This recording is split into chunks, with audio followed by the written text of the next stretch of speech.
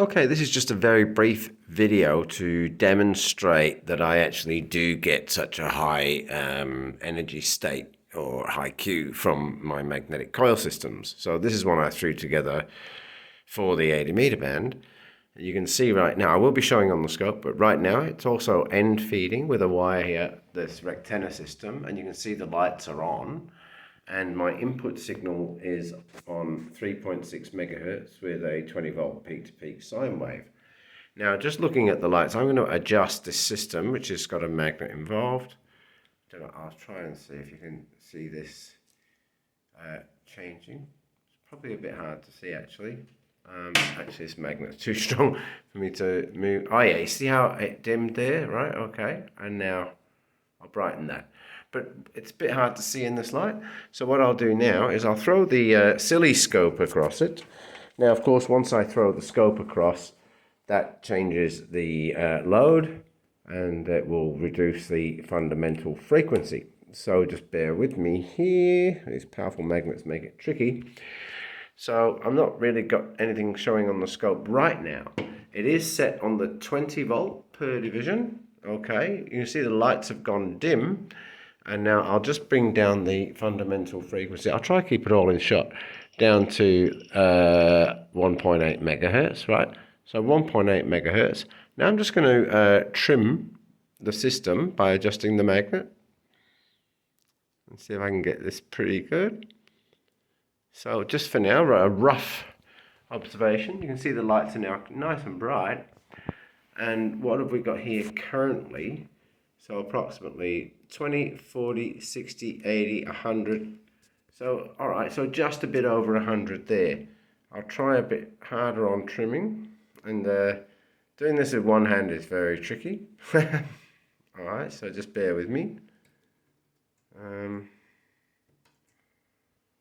me see. So I want to try and peak it. And bearing in mind, this does have the load of those lights on it as well. So I would be getting higher if I didn't have that on. I'll just try and line that up. Forgive my terrible videography. 20, 40, 60, 80, 100. So still only 100 at the moment. So I've got to muck with this. Okay. Is that a little bit higher now? Let me see. Sorry about the glare. 20, 40, 60, 80, 100. And over, so a little bit over the 100. I'll try very hard to tune this to get it a little higher. I might even take the lights off now.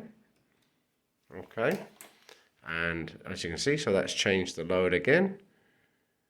And oops, bear with me. Very tough to get this right,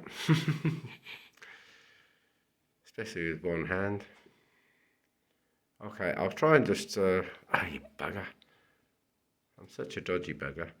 Alright, I'll just hold that there. Magnets want to do their own things, by the way. You know, they never quite want to stay where you want to put them. So as you can see there, 20, 40, 60, 80, 100. So I'll just hope that stays while I adjust this position. 20, 40, 60, 80, 100. Oh yeah, so still not super duper. But I can get better, but you get, oh yeah, so that was a bit more of a peak there. See, it keeps moving every time I let go of it. I get it right, and then I let go and it bloody moves. But you get the idea anyway. So absolutely fantastic. Just showing that I'm not making it up. So that's an extremely high Q. This is just another variation of the recent one on my electric ground plane. Though this one I was making for 80 meters specifically, but yeah, like I said, with the load of the scope across it, it drops its fundamental frequency to 160. So I'll take the scope off and I'll put the single wire feed for the rectenna back on, and I'll just bring the frequency back up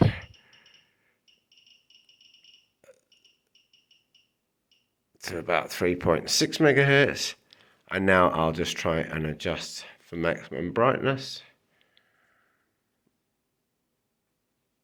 which should be about there. So there you go, nice and bright on the rectenna system. I mean, this is also tunable too, so I'm not sure if I've got that trimmed, but yeah, there you go. So, beauty, 7.3, and thanks for watching.